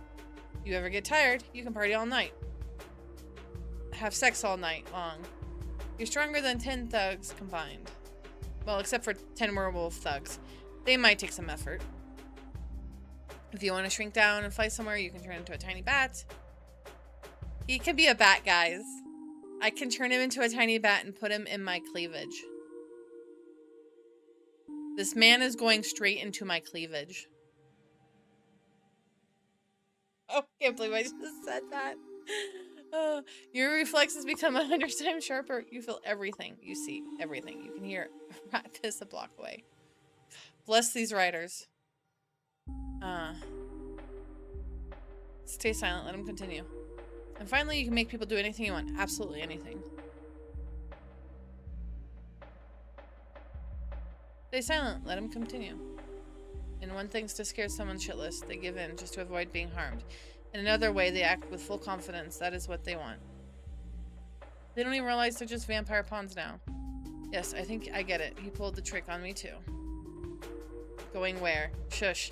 But this time, the smile is strained. There are words of someone stuck in a web of artificial connection and ass-related threats. Fear and supernatural compulsion aren't the best foundations for a strong friendship.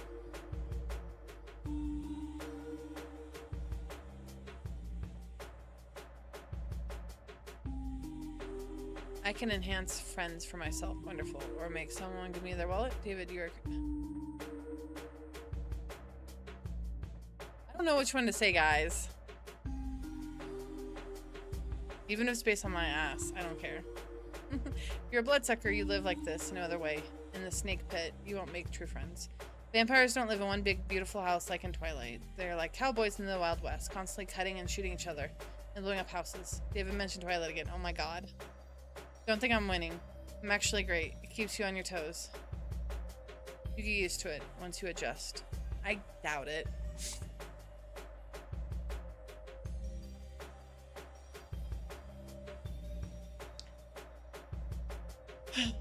The world doesn't run on love. He shakes his head ruefully. This doesn't happen. Nope, no vampire dormitories, David says empathetically. It's how people usually talk when they're trying to convince themselves. I'm sure deep down he dreams of a happy vampire family. He seems to enjoy talking about how cool vampires are. Okay. Alright.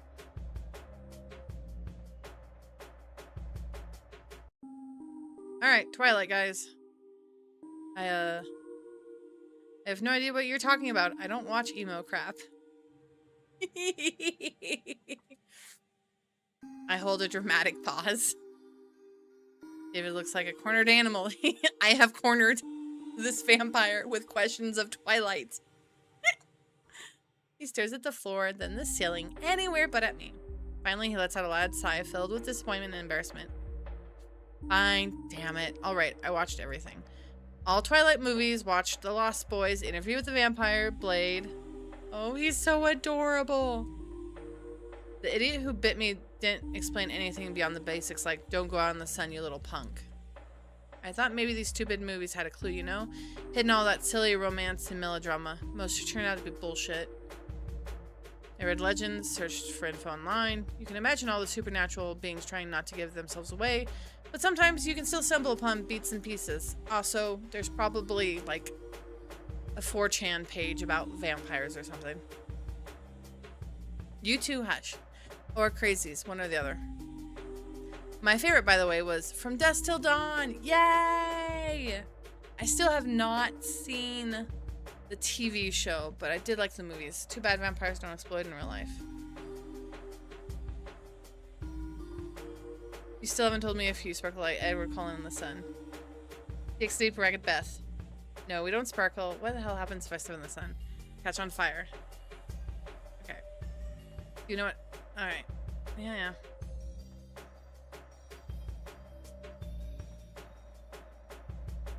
Alright, not about Twilight.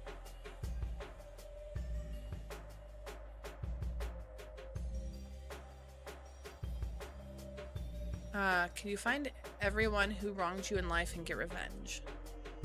Yeah, a lot of people think about that first.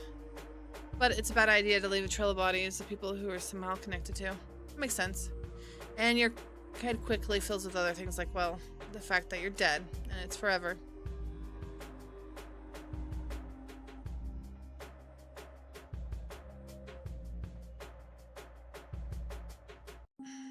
What weaknesses will I have? Well, no more tanning, no more reflection in mirrors. If you were ugly before, it's actually a bonus, right? You can enter without an invitation. Garlic doesn't scare you either. Holy water is trickier depending on the situation. A stake works, but piercing your chest would be quite the challenge. Piercing any part of you is quite the challenge, actually. Our skin is like steel, unless a particularly persistent werewolf comes along.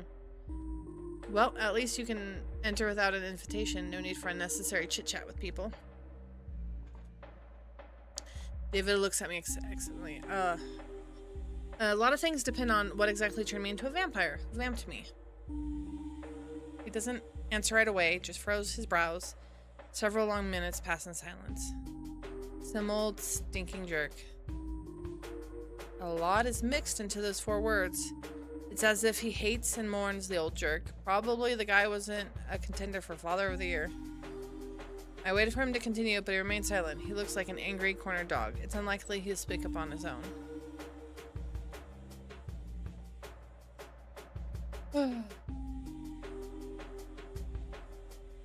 Don't call him that, damn it. Don't you dare. The rage in his eyes shifts to confusion, just for a brief moment before he looks away. I mean, yeah, call him whatever you want, including an old stinking jerk. So what did he do? The jerk stuff from power seizures. That's all they have to say about him. No amount of booze could erase what the damn villain did in my memory. I suppose all the old vampire are like that. It seems he won't tell me more about his vampire dad. David looks at me expectingly. Okay, guys. Wrap it up with a question. I'm ready to tell you my decision. Excellent. He leans a little closer. Okay, this man should not lean in towards me. I am a danger to this man. He just does not know it. And suddenly, we hear a wolf howling. Oh, guys. He's going straight into my cleavage for protection. I don't even have time to blink before David vanishes. Now he's a little bat hiding around the corner. Listen up. Don't say anything about me. Sit tight and behave, and you'll feel incredibly shitty. Trust me, if you rat me out to that mutt, I'll find a way to get out and twist your head off. The threat in his voice is completely lacking, mostly because his voice now comes from a very tiny thing. A very tiny angry bat. Werewolf. Werewolf's about to come in here. All right. Oh, pretty. It's a puppy, guys. I'm a puppy. It's a puppy. I'm a tiny puppy, though. Steps inside. Oh, good evening, Chief.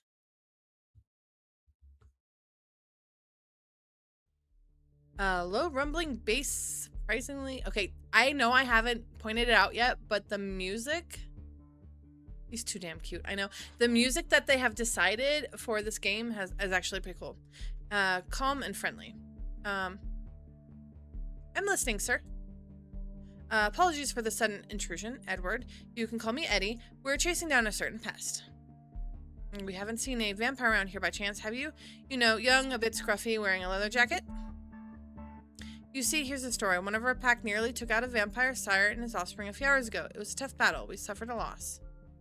We tried to track them down and found one of them, more likely a pile of ash, where he would slay.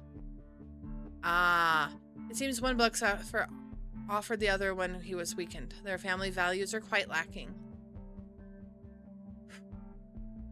It seems patricide had occurred. David didn't tell me anything about it. Probably that's why he had all these questions about vampirism. He was trying to get advice on where to go next after killing his creator, but in a completely idiotic way. You see, the chief vampires are parasites on the body of our society. They drink blood like mosquitoes, but unlike mosquitoes, they kill their victims by draining them dry. They languish in boredom with their mortality, and thus destroys human destinies, plays with them, torments them, and desires a semblance of pleasure from their suffering. I digress, but that's just me. They are devoid of true feelings.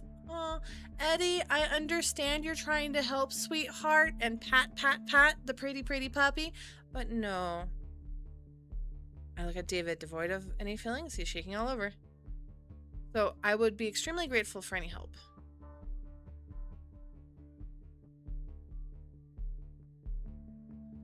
Don't give David away.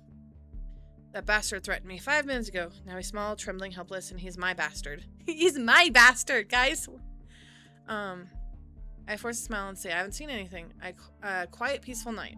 Eddie examines me closely. He's probably catching a faint second bluff, but my calm demeanor throws him off. Strange. Well, okay. If he shows up, just give a whistle. We won't be far away from here. Good night, Chief. The werewolf goes off to important wolf business. David crawls out of his hiding spot. I know, guys! You could have turned me in. He stares into my eyes as if trying to peer into my soul and understand what it is made of. That would have been the sensible decision. But I'm glad you're not one of those sensible ones. David says this with a genuine relief in his voice. He's grateful to me and now doesn't know what to do with that gratitude. He clears his throat awkwardly. So what's the answer to my question? What would you do if you were a vampire? His gaze reminds me of a lost fighting dog. Without a master, he's relentless and can't find his place.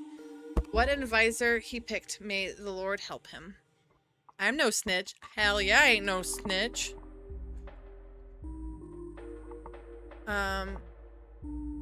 Let's see. I take everything life has to offer. Travel, entertainment, new experiences. The world is full of wonder, and when you're immortal, all doors are open to you.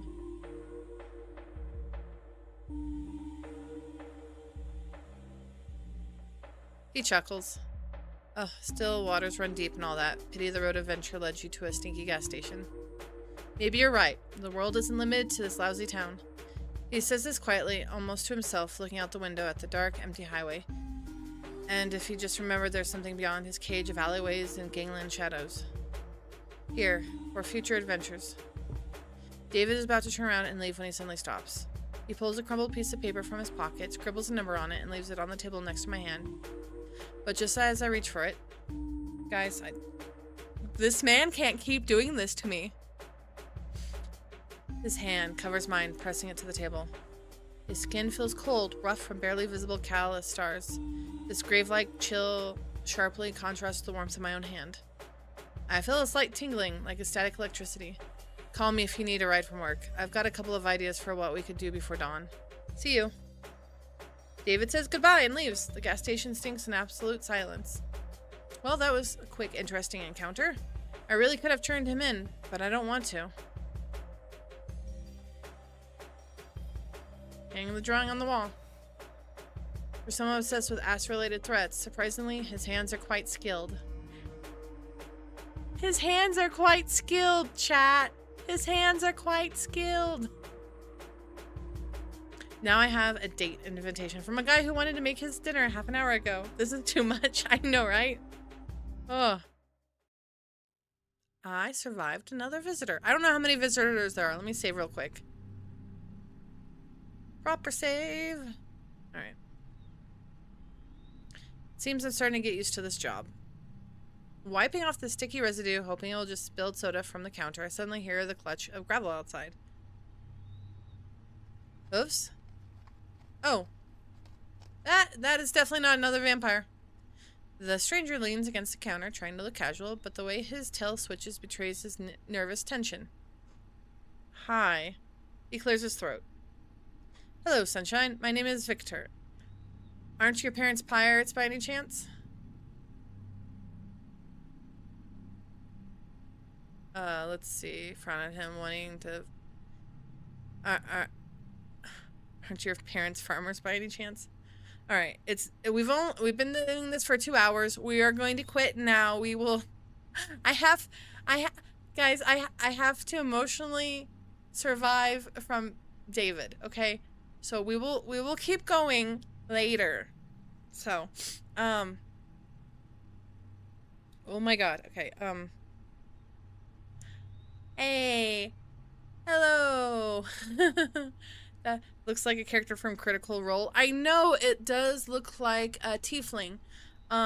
This game is really interesting. I will put the link in the description, and I also put it up on our Discord channel. Guys, I'm very emotional from the vampire. Oh. All right. I appreciate you guys coming with me. It was super fun to stream for a little bit. I am, I guess, end of house stuff. Right now, I am trying to work out more because I am saving up money to go to Offkai, which is a VTuber convention.